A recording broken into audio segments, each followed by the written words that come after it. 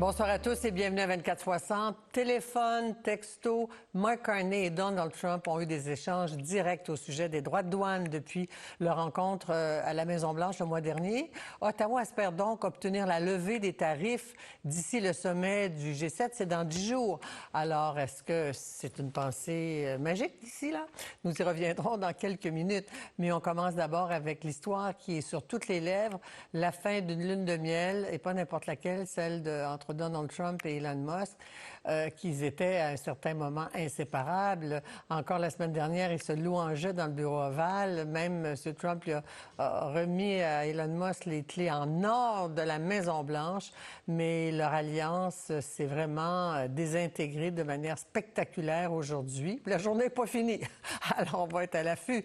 Alors le monde a pu assister à ce crescendo d'insultes, d'allégations non fondées entre l'homme le plus riche du monde et l'homme le plus puissant du monde. Alors j'en parle d'abord avec notre correspondante à Washington, Azeb Woldegorgis. Bonsoir Azeb.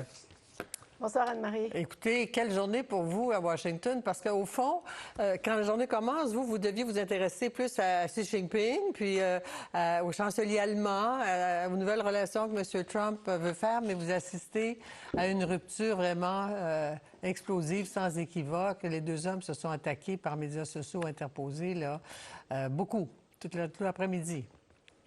Oui, voilà, donc c'est ça se passe sur les réseaux sociaux, c'est le public qui est pris pour juge. Donc Elon Musk est allé jusqu'à approuver une destitution de Donald Trump en disant que ce serait une bonne idée qu'il soit remplacé par J.D. Vance. Donc on est bien loin de ce qui s'est passé vendredi dernier où les deux hommes se couvraient de compliments. Donald Trump lui a remis la clé en or. Elon Musk était en train de complimenter le décor du bureau ovale. On n'est plus rendu là, Anne-Marie. Non seulement il a approuvé qu'il fallait que Donald Trump soit destitué, mais en plus, il a dit « je vais lâcher une vraie bombe ». Vous savez que la raison pour laquelle Donald Trump, les dossiers sur Epstein ne sont pas publics, c'est parce que Donald Trump est dans ces dossiers-là. Vous allez en savoir plus. Il a même publié des images, des vidéos de Donald Trump avec Jeffrey Epstein. Bref, c'est vraiment la guerre. Ça va vraiment d'attaque personnelle. Et puis, vous savez, ce qui a provoqué tout ça au début entre les deux hommes, c'est ce fameux projet de loi-là, The Big Beautiful Bill de Donald Trump, qui va quand même coûter, le déficit, ça va être augmenté de plus de 2 000 milliards de dollars. Et vous savez qu'Elon Musk, depuis le début avec Doge, c'était pour couper les dépenses publiques, pour réduire le déficit. Et là, évidemment, il est en colère. Donc c'est un peu ce qui a provoqué sa colère. Ce projet de loi-là est passé à la Chambre des représentants, vraiment de justesse, là. Et normalement, il doit passer par le Sénat et peut-être qu'il sera, il sera confirmé, en fait, au Congrès le 4 juillet prochain. Mais bref, Donald Trump, aujourd'hui, vous l'avez dit, il était dans le bureau ovale avec le chancelier allemand. Et il a réagi justement à ce que Elon Musk avait écrit. On l'écoute. I'm very disappointed because Elon knew the inner workings of this bill better than almost anybody sitting here, better than you people. He knew everything about it. He had no problem with it. All of a sudden he had a problem, and he only developed the problem when he found out that we're going to have to cut the EV mandate. And when that was cut, and Congress wanted to cut it, he became a little bit different. He said the most beautiful things about me. And he hasn't said bad about me personally, but I'm sure that'll be next. But I'm very disappointed in Elon. I've helped Elon a lot. C'est incroyable ce qu'on entend. Azeb, il a beaucoup aidé Elon, mais Elon, je pense qu'il a beaucoup aidé à gagner son élection. Mais c'est le dernier commentaire sur cette coupe dans les subventions pour véhicules électriques, donc, qui semble avoir mis le feu aux poudres. Oui, voilà. Et Elon Musk a rétorqué. Hein. Il a dit, voilà, si on coupe, en fait... Oui, en fait, sur les véhicules électriques, c'est qu'il n'y aura plus de crédit d'impôt. Ouais. Hein. C'est ce que Donald Trump dit. Donc, il dit, c'est pour ça qu'Elon est fâché. Elon savait exactement ce qu'il y avait dans ce projet de loi. Et là, Elon Musk a rétorqué, Anne-Marie. Donc, il a dit, non, c'est faux. Je n'ai jamais vu cette loi. Elle est passée de justesse en pleine nuit à la Chambre des représentants sans que personne au Congrès puisse la lire. Vous savez, c'est quand même 1000 pages à lire là, sur le Big Beautiful Bill. Donc, les deux ne s'entendent pas. Ce que Donald Trump dit, c'est qu'en fait, parce qu'il enlève les crédits d'impôt, parce que finalement, il ne va pas y avoir on ne va pas encourager les gens à acheter des voitures électriques, que ça coûte des milliards et des milliards de dollars. Donc, il coupe les subventions. Donc, il dit que Elon Musk est en colère à cause de ça. Il a également dit qu'il va arrêter les contrats et les subventions gouvernementaux à Elon Musk. Ça, c'est ce que Donald Trump a dit. Et Elon Musk a rétorqué, c'est difficile de tout suivre, mais il a rétorqué, s'il fait ça, SpaceX va commencer à mettre hors service son vaisseau spatial Dragon immédiatement. Donc c'est vraiment une guerre de mots, mais ils sont en train qui a des conséquences. Vous savez, les actions de Tesla ont chuté, une chute record de 152 milliards de dollars en une journée. Les actions de Donald Trump aussi, vous savez, sa compagnie DJT de 8%, c'est une chute de 8%.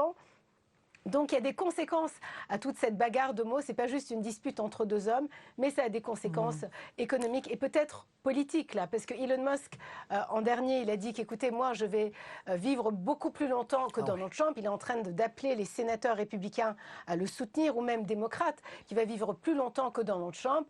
Donc c'est mieux de s'associer à lui que de s'associer à Donald Trump. Donc là, même les paris sont ouverts là, sur les réseaux sociaux.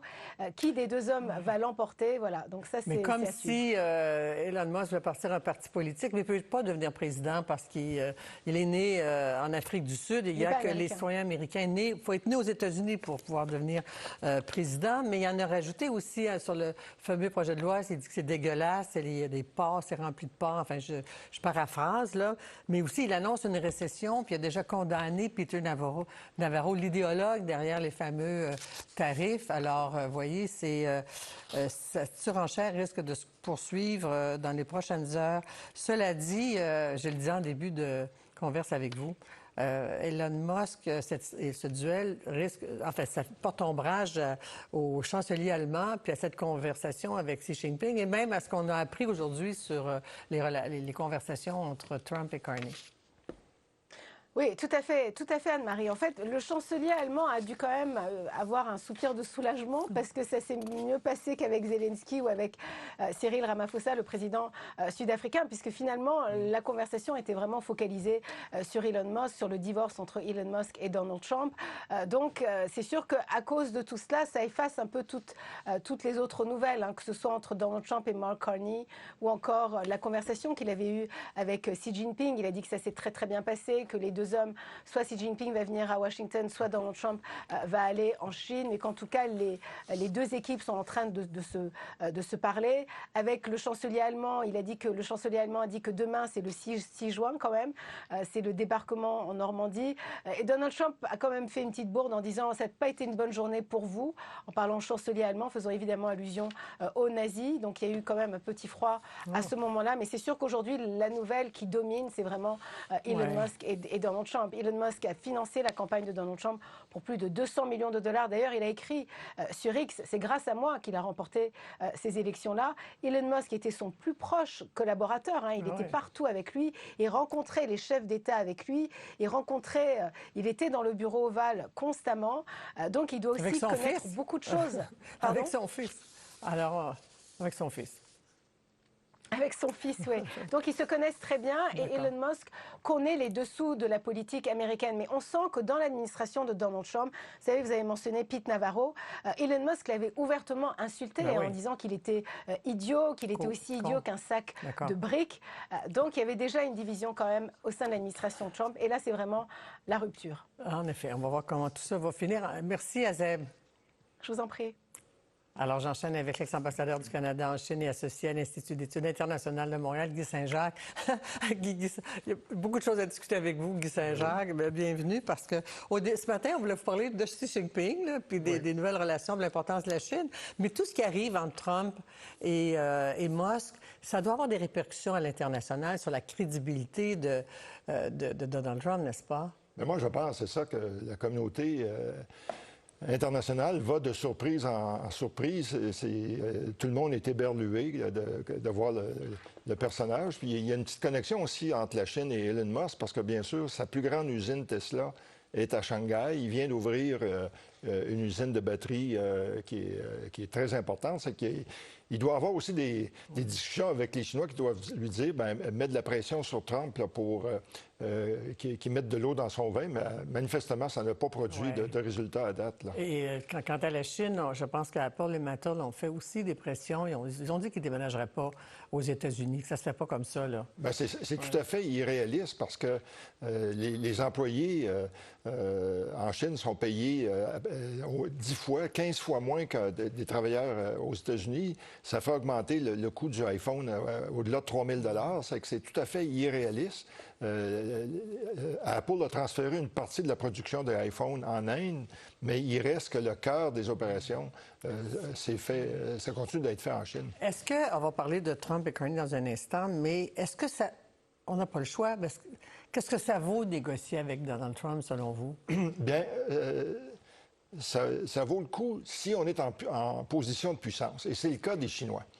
Dans tout ça, Trump avait sous-évalué la force de caractère de Xi Jinping, puis en passant, Xi Jinping commence à être un peu affaibli sur le plan politique. Et moi, je suis convaincu que s'il avait fait des concessions unilatérales pour faire plaisir à Donald Trump, il y aurait eu une révolte. Et je ne serais pas surpris que même il y aurait eu, que l'armée aurait peut-être organisé un coup d'État, parce qu'il y a des rumeurs qu'il commence à perdre un peu le contrôle de l'armée avec toutes les purges qu'il a opérées. Et puis, son élément clé, et c'est dans tout ça, aujourd'hui, le demandeur, c'était Donald Trump qui voulait absolument parler avec Xi Jinping pour essayer de remettre les discussions sur les rails. Ça faisait 24 jours qu'il y avait eu l'annonce à Genève, mais il y avait eu une seule rencontre en marge du sommet de la réunion des ministres des Finances du G7. Et les Chinois n'avaient pas commencé encore à reprendre l'exportation des terres rares aux États-Unis, qui sont essentielles pour la fabrication d'aimants, pour l'industrie automobile, dans l'aéronautique, l'industrie militaire. Et je pense que quand on regarde aussi le rapport, c'est clair que les Chinois ne sont pas aussi optimistes que Trump. Ouais. Trump disait, oui, ça a été une excellente rencontre. Il dit souvent ça, c'est une discussion très positive, mais que ce soit avec Poutine ou avec Zelensky quand il change d'humeur ou avec tous les autres, mais il ne réussit rien, Trump, jusqu'à maintenant. Avec les Chinois, ils ont mis une pause sur les immenses tarifs de 145 %. Oui. Le fameux 90 jours avec les autres pays, c'est zéro entente jusqu'à maintenant, donc... En fait, il y en a eu une. Puis, la Grande-Bretagne. Avec la Grande-Bretagne, si on peut appeler ça une entente, parce que c'est très général, il n'y a pas de mécanisme pour régler les différends. Puis là aussi, Trump a promis 90 ententes avec 90 pays en 90 jours. Zéro. C'est ça, c'est... Ouais. La moyenne au bâton n'est pas élevée. On va écouter un extrait de M. Trump.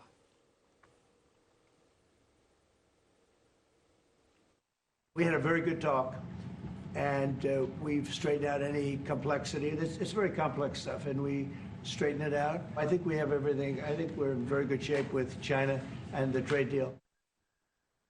Ça confirme ce que... On verra les résultats. Puis on va écouter Mme Joly aujourd'hui parce que c'est l'ambassadeur américain, Hoekstra, qui a révélé, c'est Lobenman qui en a parlé en premier, que M. Trump et Carney se textaient, se parlaient, alors que M. Trump a imposé vendredi dernier à 18 h le doubler les tarifs sur l'acier et l'aluminium. On va écouter Mme Joly. On est en guerre commerciale. C'est normal qu'au même moment où cette guerre commerciale a lieu, qu'il y a également des discussions diplomatiques. Donc, que le premier ministre Carney et le président Trump se parlent. Ceci étant dit, je vous dirais que nous, il ne faut pas être naïf. Il faut continuer à se protéger. Il faut continuer à aider nos travailleurs présentement. Alors, tout ça en parallèle de ce qui se passe avec la Chine et le Canada. On est un poids léger, nous, là-dedans. Qu'est-ce que ça vous dit? D'abord, que l'ambassadeur américain nous ait appris ça, alors que M. Carney subit déjà les pressions du monde des affaires, et peut-être même de Doug Ford, pour riposter. Oui. Mais je suis un peu surpris que l'ambassadeur américain ait fait ces révélations-là, parce que probablement que ça n'a pas été autorisé par la Maison-Blanche. Puis c'est clair que du côté d'Ottawa, on ne voulait pas en parler. Et je pense que l'attitude de M. Carney, il se dit, bien sûr, si on peut avoir plus de certitude, ça va être bon pour nos compagnies, ça va rassurer les marchés. Mais en même temps, ça confirme aussi que les discussions, par exemple, entre M. Leblanc et le secrétaire au commerce, M. Lutnick, ça ne sert à rien. La seule personne qui décide et on sait que son humeur peut changer à tout moment de la journée, c'est Donald Trump. Et je pense que le pari, à nouveau, de Mark Carney, c'est je vais essayer d'avoir une entente avec lui. Ce que l'ambassadeur américain disait aussi, c'est que il y aurait la date pour une entente, ce serait peut-être le mois de septembre, alors que on pensait tous que le G7. Ça serait pour le G7. Moi, je pense qu'il y a tellement de choses à discuter entre les deux pays que ça va être très difficile d'avoir une entente à temps, parce que le G7, là, ça commence, ça va être du 13 au 15 juin, et ce serait très surprenant qu'il y ait une entente. Mais on a aussi vu... on a une esquisse de qu'est-ce qu'ils discutent. Par exemple, accroître le contenu américain dans les autos, ce qui veut dire ça serait un recul pour le Canada. Un accès aux minéraux critiques canadiens, une présence accrue du Canada dans l'Arctique, une augmentation des dépenses en défense. Et là, on va voir aussi qu'au sommet de l'OTAN, le nouvel objectif va passer de 2 à 3,5 %. Puis, bien sûr, ils veulent discuter d'énergie, de sécurité à la frontière, de fentanyl et de l'acier, de l'aluminium. Ça fait beaucoup de choses, mais en même temps, moi, je pense qu'il doit y avoir beaucoup de pression sur Donald Trump de la part des milieux financiers et commerciaux pour arriver à une entente. Au moins une entente dans tous ces mois-là. Là. Parce que de monter les tarifs à 50 d'abord, ça, c'est un geste tout à fait hostile, alors qu'on est en train de négocier. Là, c'est vraiment mettre de l'huile sur le feu. Mais c'est clair que le prix des automobiles... Oui, il attaque pour écraser, pour dire, ben là, on va se relever. Oui. Mais en même temps, ce qui est soulevé, puis on se rappellera, Mme Fulan, quand elle négociait il y a quelques années le nouvel accord sur le libre-échange, c'était des équipes de négociation, puis on rendait compte quotidiennement. Mais là, c'est du 1 à 1. Il n'y a pas de balise, il n'y a pas de paramètres, il n'y a pas de texte. Au mieux, ça va être... On aurait les contours d'un accord global et ensuite, les fonctionnaires seraient chargés de traduire ça en un accord. Mais tout ça me surprend parce que moi, je pensais qu'après la visite, la rencontre au Bureau ovale qui avait eu lieu le 6 mai, qu'on attendrait jusqu'à l'an prochain avant d'avoir des discussions formelles. La date limite pour renégocier. Mais en même temps, à nouveau, bien sûr, si on peut avoir plus de certitude, et je pense que M. Carney est bien perçu par Donald Trump, et tant qu'il va être bien perçu, il faut espérer qu'il va faire fléchir le président. Mais comme l'expression veut, qu'on appelle ça le narratif ou les récits du côté de Donald Trump et de Peter Navarro, puis qui est repris comme s'ils étaient des carpettes là, par Loutnik et Bessent et les autres, puis il l'a mis sur son réseau social hier, ou avant-hier, les tarifs vont provoquer un boom économique. Oui. Alors, il en est convaincu, lui. Oui, et puis en fait, il y a eu un très bon rapport là, de l'Office du Congrès qui est responsable du budget, qui a dit qu'en fait, le projet de loi qui a... Le Big Beautiful Bill, là? Oui, ça va entraîner une augmentation du déficit. Et oui, il va y avoir des revenus importants avec les tarifs, mais ça va causer énormément de problèmes. Et puis, il y a beaucoup de... récession. Oui, il y a une récession et il y a beaucoup de gens qui commencent à s'inquiéter de l'ampleur de la dette américaine, parce qu'elle est déjà à 124 du PIB, et ça pourrait augmenter. En fait, les États-Unis viennent d'avoir une décote de leur cote de crédit, ça pourrait s'accélérer. Et s'il y a du mouvement aussi sur le taux des obligations américaines, ça pourrait faire très mal. Ça nous ramène à la Chine. Alors, la Chine a un pouvoir face à la dette américaine. Oui, ils détiennent pour 765 milliards de dollars de bons du Trésor. Ils sont les troisièmes bailleurs de fonds tout de suite après la Grande-Bretagne. C'est les Japonais qui en ont le plus. Mais si les Chinois décident de vendre de leurs obligations, ils en avaient vendu à peu près 15-16 milliards en mars. Ça pourrait créer un effet de panique. Parce que tout ça, c'est l'image des États-Unis d'une saine gestion qui est complètement mise à mal par Donald Trump. Ouais. En tout cas, pour Xi Jinping, c'est tout un levier de négociation que ces obligations-là. Merci beaucoup d'être venu dans le studio, M. Saint-Jacques. Merci beaucoup. C'est haletant. Oui, c'est palpitant. Oui, merci.